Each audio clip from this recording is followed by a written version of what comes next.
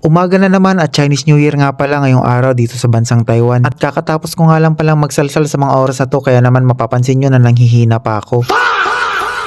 Marami nga akong gagawin sa araw na to kaya medyo nakukonsensya ako kung bakit nagsalsal pa ako, mapapagod na naman ako neto. At syempre bago tayo sumabak sa matinding labanan magkakape muna tayo. At sa tuwing nagkakape nga ako dito lang ako nakakapag-isip ng maayos. Kaso yung mga naiisip ko naman puro kabalbalan. Sayang naman kasi tong kamanyakan ko, hindi ko naman nagamit nung Valentine's Day. Alam ko naman na nag-aantay lang naman kayo na magkwento ako about sa kabitan kaya sige pagbibigyan ko kayo. Kasi naman kapag patungkol sa mga trabaho yung mga nagiging content ko wala ako masyadong views. Pero kapag kabalbalan at katarantaduhan yung mga nagiging content ko ang dami-daming nanonood.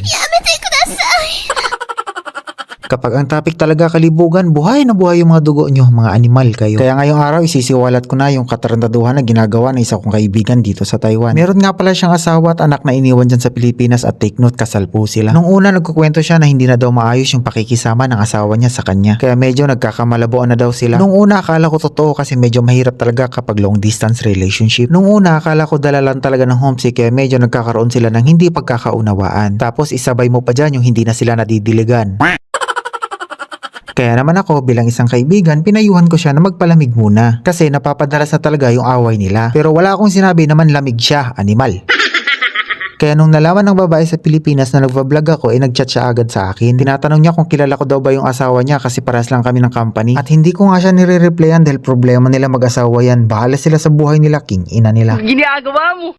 Fast forward at makalipas nga pala ng ilang buwan may pupuntahan ako sa Tainan. Nag-aantay nga pala ako noon ng train ng masasakyan nang bigla ko makita yung aking kaibigan. Meron nga pala siyang kasamang babae kaya bigla ko silang nilapitan. Akala ko nga nung una kabit niya pero pinakilala niya naman sa akin kalaunan bilang pinsan. At bago ko nga pala ipagpatuloy yung kwento ko kakain muna ako dahil sa mga oras na to nagugutom na talaga ako. Nakakapagod kaya maglinis ng kwarto.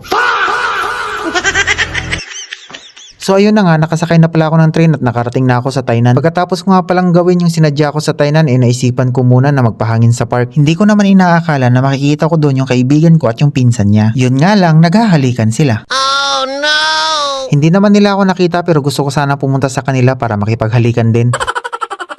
Hindi niya naman siguro ipagdadamot yung pinsan niya, di ba?